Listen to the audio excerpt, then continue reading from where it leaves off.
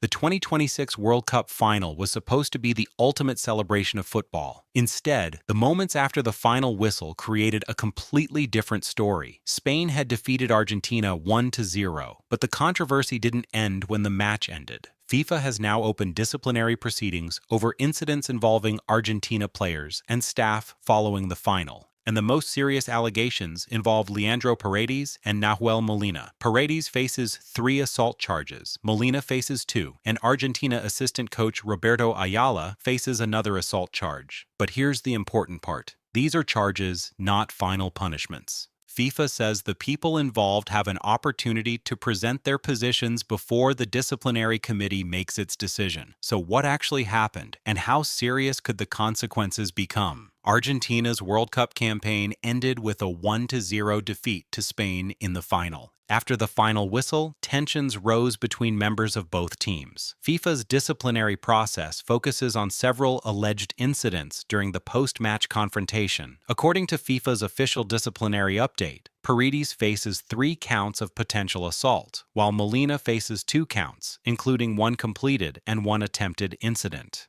Ayala, a member of Argentina's coaching staff, faces 1 assault charge. The FIFA investigation also includes separate allegations of unsporting behavior involving Molina and Thiago Almada. Spain's Gavi is facing an unsporting behavior proceeding as well. That means the situation is broader than a single player. This is where some headlines become confusing. The phrase, 6 Argentina players could be banned, doesn't accurately describe the official FIFA charges. The current FIFA announcement identifies 2 Argentina players facing assault charges, Leandro Paredes and Nahuel Molina. A third Argentina player, Thiago Almada, faces a proceeding for alleged unsporting behavior. Roberto Ayala is also involved, but he is a member of the coaching staff, not a player. And Spain's Gavi is facing a separate unsporting behavior case. So the number of people involved in the disciplinary proceedings is larger than the number of Argentina players facing assault charges. That distinction matters because FIFA has not yet announced final bans. The potential consequences could still be significant. Under FIFA's disciplinary framework, an assault violation can result in a suspension, but the final punishment depends on the circumstances and the disciplinary decision. The players and officials involved have now been given an opportunity to respond.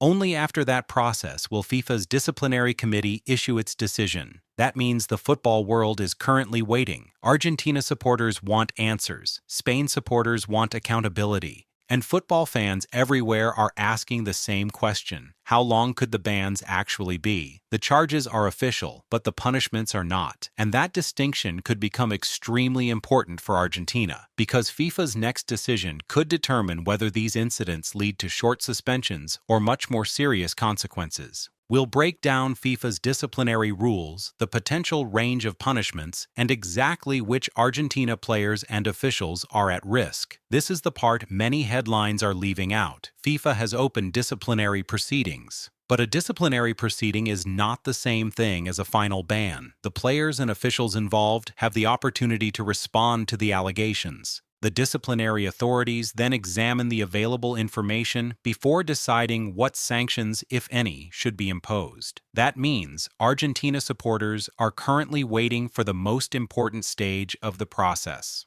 the final decision. Until that decision is published, nobody can accurately say that a player has already been banned. Let's separate the names. Leandro Paredes is facing 3 alleged assault incidents. Nahuel Molina is facing 2 alleged assault incidents. Thiago Almada is facing a separate allegation involving unsporting behavior. And Roberto Ayala, part of Argentina's coaching staff, is facing an assault allegation. There is also a separate proceeding involving Spain's Gavi. So when social media posts describe the situation as 6 Argentina players being charged with assault, that description doesn't match the official breakdown. The actual disciplinary cases are more specific, and those details matter. The possible outcome depends on FIFA's assessment of the individual incidents. Disciplinary authorities can consider factors such as the nature of an incident, the circumstances surrounding it, and the applicable regulations. That means there isn't one automatic punishment that applies to every case.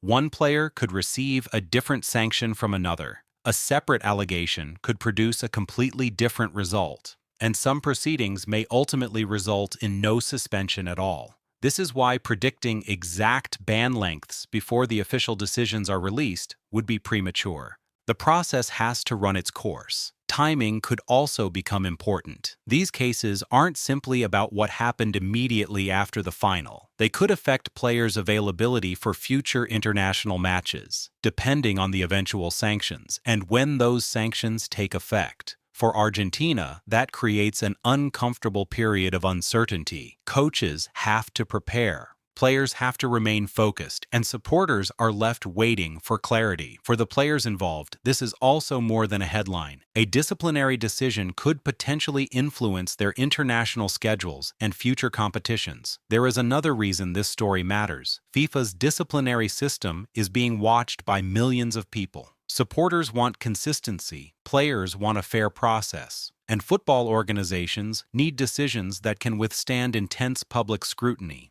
The credibility of a disciplinary system depends not only on the final punishment, it also depends on whether the process is clear, consistent, and based on the available evidence. That is why this case has attracted so much attention. It isn't simply about Argentina, it is about how football's governing system handles incidents involving some of the sport's biggest teams and players. For now, the most important word is simple: pending.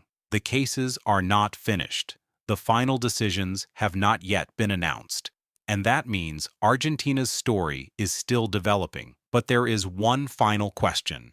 If FIFA does impose suspensions, what could those decisions mean for Argentina, and how might the players respond? We'll look at the potential impact on Argentina's future, the players involved, and the bigger consequences for international football. For Argentina, the biggest question is no longer what happened after the final. The question is, what comes next? FIFA's disciplinary process is still underway, and until the relevant decisions are officially announced, the players involved remain in a period of uncertainty.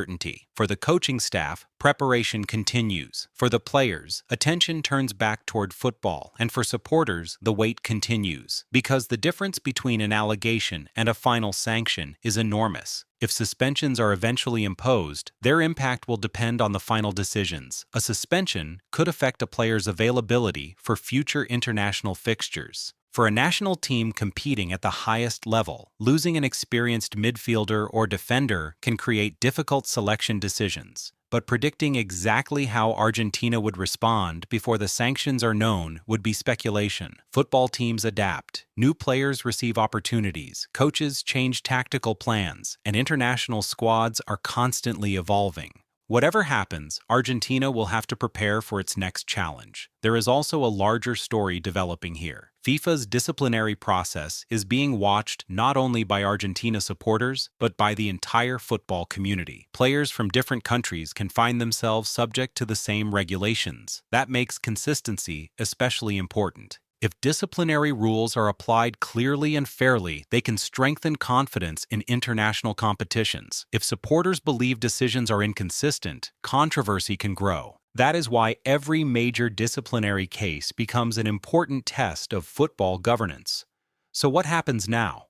First, the disciplinary proceedings must reach their conclusion.